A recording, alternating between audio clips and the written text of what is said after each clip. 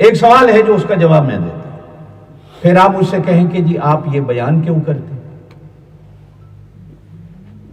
جب یہ قرآن و سنت میں نہیں، فقہا کی فقہ کی کتابوں میں نہیں، 240 سال تک کسی نے بیان نہیں کیا، بتایا نہیں۔ 300 سال کی عمر میں ایک واقعہ بیان ہوتا ہے، 300 سال کے بعد پہلا بندہ ایک کتاب لکھتا ہے، تو بیان کیوں کرتے؟ ایک سوال ہے۔ اس لیے کہ یہ منبر پر بیٹھ کر تو آدمی قرآن و سنت اور سچ کے سوا کچھ کہہ نہیں سکتا۔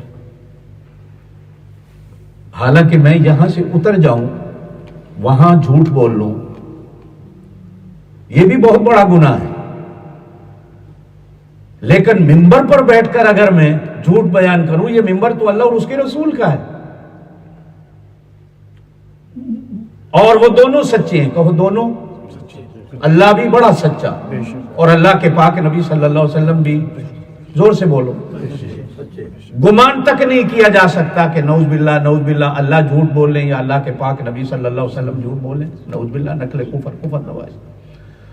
حضرت عبداللہ ابن عمر رضی اللہ تعالیٰ عنہ حضرت عمر کے بڑے بیٹے ہیں، ایک بار عرض کی یا رسول اللہ، زور سے کہہ دیں صلی اللہ علیہ وسلم، آپ جو کچھ کہتے ہیں میں لکھ لیا کروں؟ آپ نے فرمایا لکھ لیا کرو۔ عرض کی اللہ کے رسول ہر حال میں لکھا کرو؟ فرمایا ہر حال میں لکھا کرو، جب آپ غصے میں ہوں، پیار میں ہوں، بازار میں ہوں، گھر میں ہوں، مسجد، تو بھی لکھا کرو۔ نبی پاک صلی اللہ علیہ وسلم نے ارشاد فرمایا اللہ کی قسم عبداللہ، اس زبان پر سچ کے سوا کبھی کچھ نہیں آ سکتا، میں جہاں ہوں، جس حال میں ہوں، جو کہوں اسے لکھو، اس لیے کہ میری زبان پر سچ کے سوا کچھ نہیں آ سکتا۔ قرآن پاک میں کئی جگہ، ایک جگہ فرمایا وَمَنْ أَصْدَقُ مِنَ اللَّهِ حَدِيثًا، اللہ کی بات سے زیادہ سچی بات کس کی ہو سکتی ہے؟ وَمَنْ أَصْدَقُ مِنَ اللَّهِ قِيلًا، اللہ سے زیادہ سچ کون کہہ سکتا ہے؟ اور نبی علیہ الصلوۃ والسلام سے بڑا سچا کون ہو سکتا ہے؟ آپ نے جس حال میں جیسے بھی جو کچھ کہا، جو کچھ فرمایا، کہو سچ۔ پھر ہم بیان کیوں کرتے ہیں؟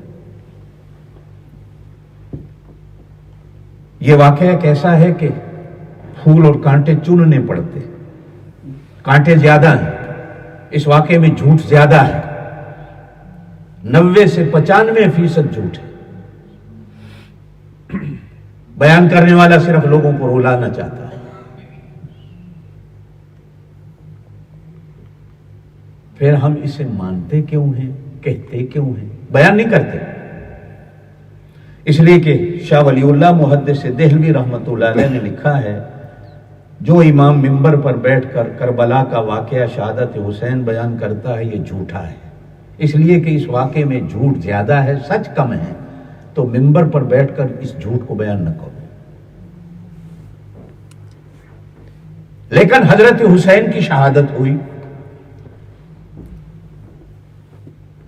مانتے کیوں ہوئے؟ اس لیے کہ ہمارے 99% علماء کہتے ہیں کہ حضرت حسین شہید ہوئے۔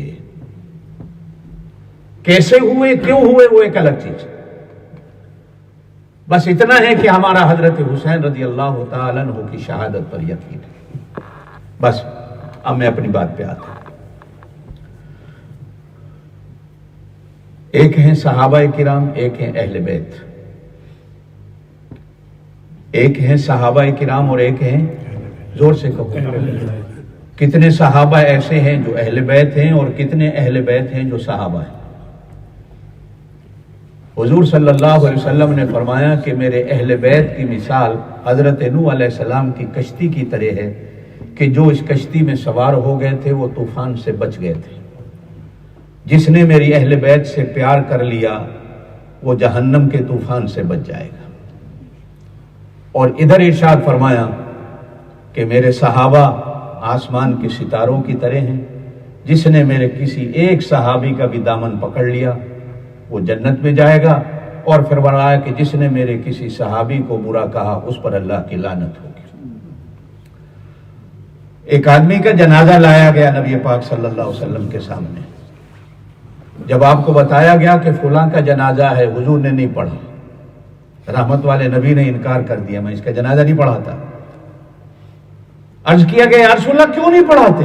ارشاد فرمایا کہ یہ میرے عثمان کو گالیاں دینے والا ہے، جو میرے عثمان کو گالیاں دیتا ہے اس کی نماز جنازہ میں نبی نہیں پڑھتا، اس لیے کہ اس کی بخشش کی صورت ہی کوئی نہیں. تو میں کیسے کہوں گا اللہم اغفر لحینا، اللہ اس کو بخش دے، ومیتنا، اس کو بخش دے.